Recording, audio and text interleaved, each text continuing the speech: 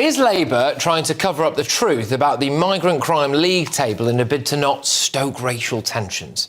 We have a right to know the nationality, ethnicity, visa status, asylum status and the type of crime committed by people who have either been welcomed into Britain or just broken in. Here on Patrick Christie Tonight, we demanded this data. Our Freedom of Information request was denied because it would have taken up too much manpower and been too costly. So we decided, well, we'll offer to pay for the Home Office and the Ministry of Justice to just do that work. They refused. Well, I felt at the time that they were trying to hide something, and I still think they are. Yesterday, Labour revealed there'd be some kind of migrant crime league table. Great news, everyone thought, fantastic, bit of a fanfare. But only one relating to asylum seekers who had committed crimes whilst awaiting deportation. Now, I suspect that will show mostly Albanians and other Eastern Europeans, because we don't seem to be deporting that many people from the Middle East or Africa, do we?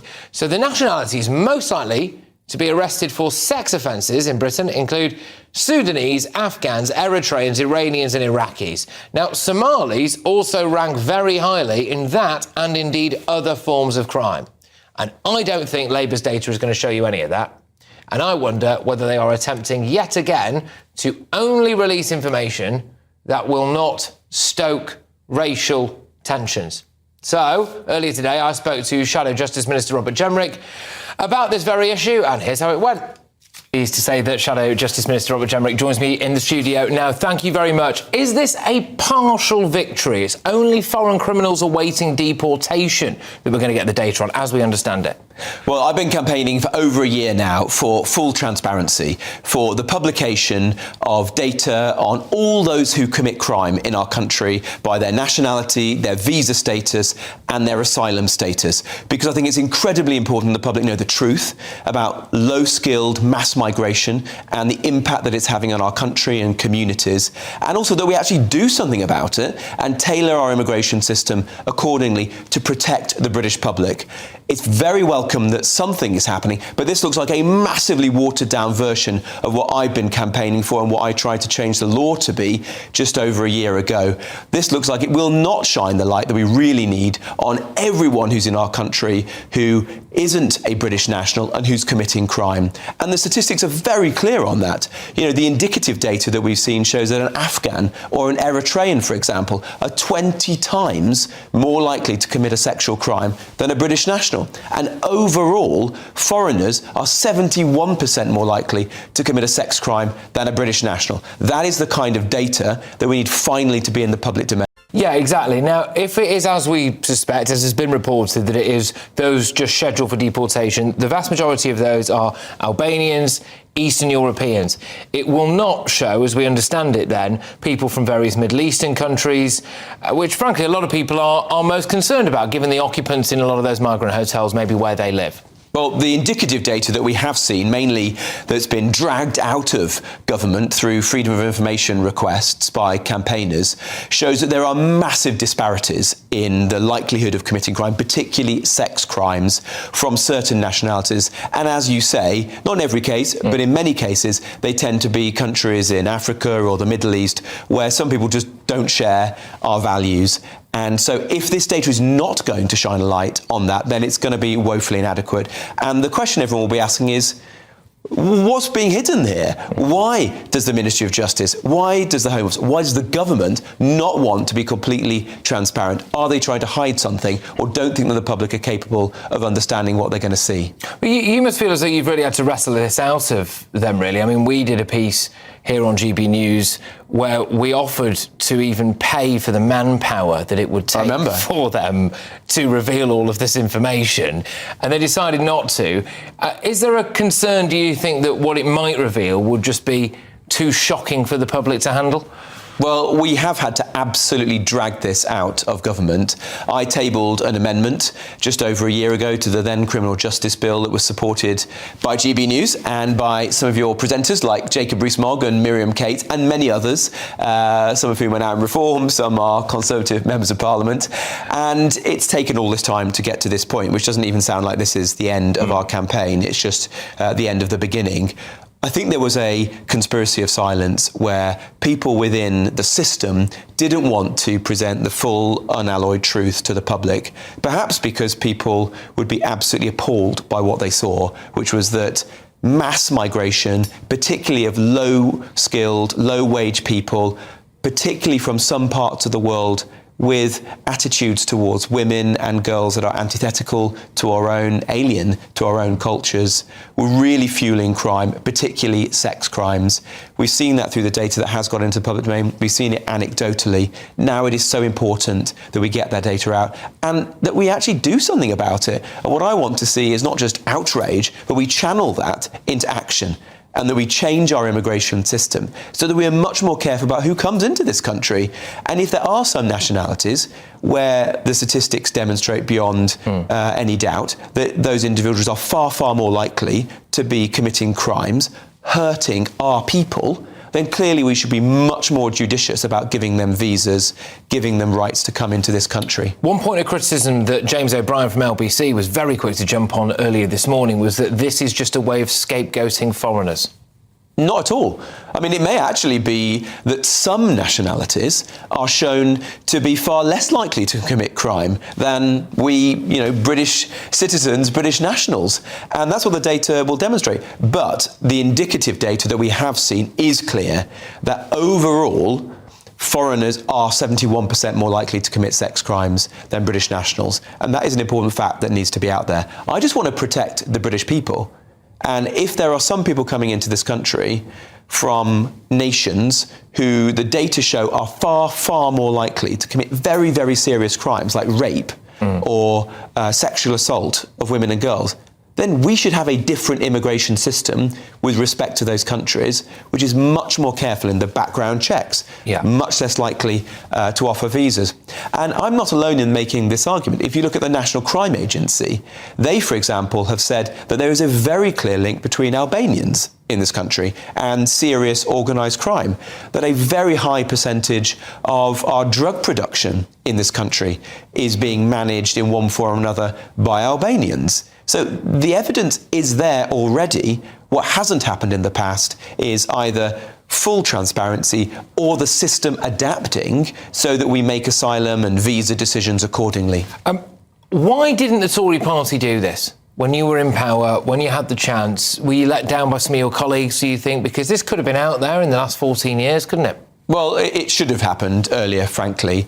I led a campaign just over a year ago. Many colleagues supported me, but we weren't able to persuade the then Conservative government to do this. I'm pleased that the new government is acting upon this, but disappointed that they're doing so, both in such a mealy-mouthed, watered-down way, and slowly as well, because they're saying this is going to happen sometime over the course of this year. Surely this can happen sooner than that, because this is a really important topic. It's obviously one that millions of people in our country care about. And I want to see them changing the way they're making asylum and immigration decisions right now, so that we're not importing crime into our country. Is it a bit rich for people like Chris Philp now, the Shadow Home Secretary, to come out and hail this as a victory, says that the Labour government's crumbled under pressure? Well, wasn't that your pressure, and wasn't he standing in the way of you trying to do it in Italy? Well, I'm not here to cast fire. I'm just pleased that we've got to this point. And there were many, many Conservative MPs who did back me at the time, and who I've thanked on Twitter for their support. What I want to do now is build a very different immigration system so that we are much more careful. It is a real privilege to come into our country, isn't it? It's not a right. No one's got a right, whether as a tourist, for work, or indeed for asylum. We should be making those decisions with great care, and first and foremost, in fact, every single time, we should be thinking, how do we protect people in this country? And I don't want to be putting British citizens in any danger. And so we should be making asylum and immigration decisions where we always put the British people's safety first. Thank you very much for your time, as ever. Take care. That's Robert Jenrick there, the Shadow Justice Minister. Thank you.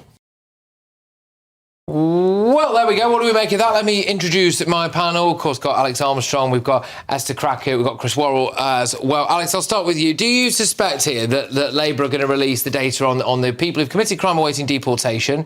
Well, it doesn't take a genius to work out who most of those are. They go to countries that we can actually deport people to, like Eastern Europe. It's not going to reveal sex crimes by Middle Eastern and African men, I don't think. Yeah, I think you're spot on.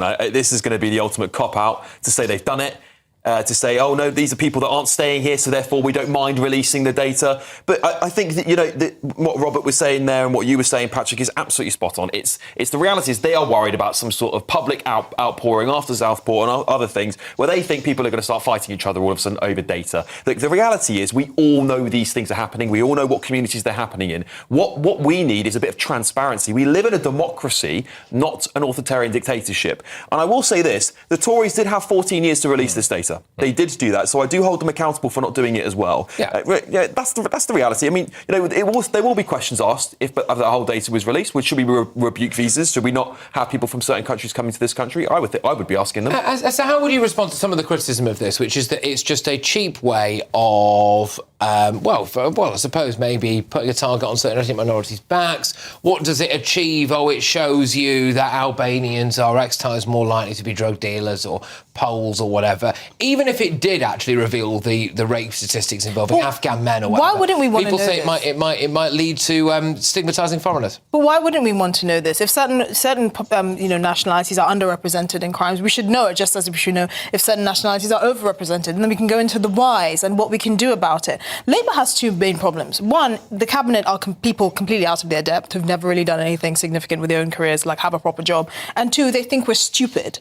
They think that if they pretend that they're just going to release statistics on people that are about to be deported, we're not going to clock that actually Afghans and Eritreans, many of whom we cannot deport, are overrepresented in crimes like sexual offences, for example. They think we're so stupid that we're never going to realise that by saying, oh yes, we've deported 3,000 people so far, as if there's not an estimated 1 million plus illegal immigrants in this country at the moment. They think we're so stupid that we're not going to realise that 14,000 people currently in prisons in England and Wales are foreign criminals who should be deported, many of whom cannot be deported. They think we're stupid. Well, whilst I do want to know about the people that we are deporting. Fantastic, great. But I actually am more bothered, and I suspect most people watching and listening to this are more bothered, Chris, about the crimes and the nationalities and ethnicities of those people involved who are legal immigrants who we've welcomed in and who we're not going to deport. Anyway, I want to know what kind of crimes they're committing in case there's a pattern there, potentially.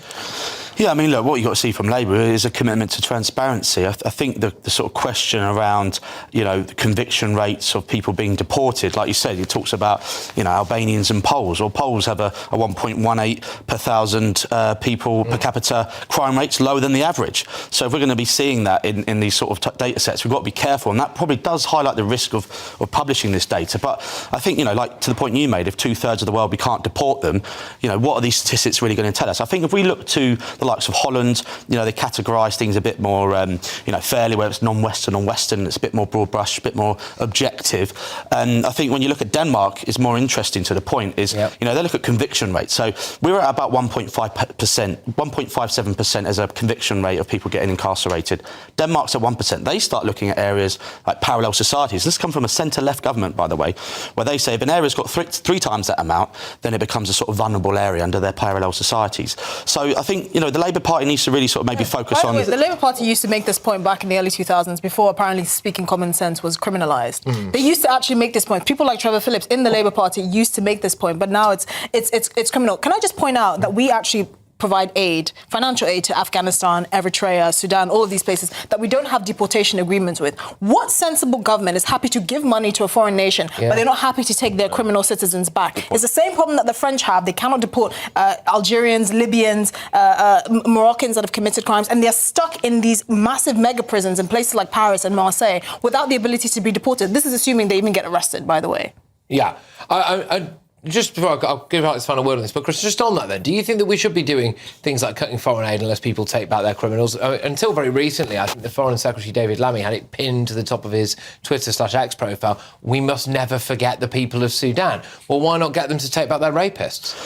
Well, I think there's a fair point to make around, if we've got, we're moving to like digital sort of when you're coming in on a visa. We're pushing that to on the point of entry. If we are going to give foreign aid, we should be looking at how they can digitise their borders, and maybe that might make it easier to do such things. I wouldn't. They're absolutely not going to do that. Well, like Sudan, the EU's consistent electricity. The UK is catching up with America and Canada on this, and I think that's where the rest of the world needs to go to. Well, to power their digital ID. Yeah, fine. It's one of the arguments, though, isn't it? It's one of the arguments. Alex, I'll give you a final word on this. I mean, do you think that it would be potentially too devastating for the Labour Party? And by the way, I think this is the mess that the Tories had themselves in. Yep. We talk about why didn't they do this for 14 years? Because if the stats are anywhere near as bad as people fear that they might be when it comes to things like, or for example, the Pakistani grooming gang cases, or the figures that we do have about the rates of Afghan sex offences and all of that stuff, then they would have to admit that they let this problem in. Yes. And that they ideologically called for it, basically. Yeah, and then they sat by and did nothing. And so it will be damning on both parties, frankly. That's the reality. So I'm sure that many of the Tories don't want this to happen, by the way. Yeah. But, the reality is the British public is sensible.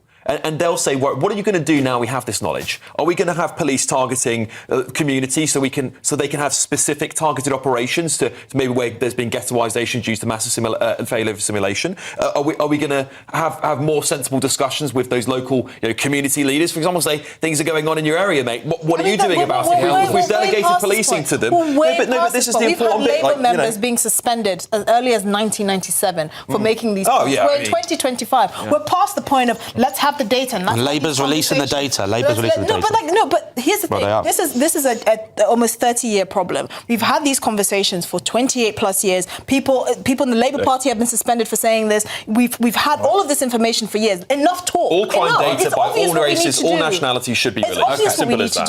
Well, look, there we go. We'll have to wait and see exactly what happens. As it currently stands at this time of broadcast, we are only expecting them to release data on people who've committed crimes whilst awaiting deportation. There are obvious problems with that. We've spoken about a lot of that. I just wonder, what are they afraid of?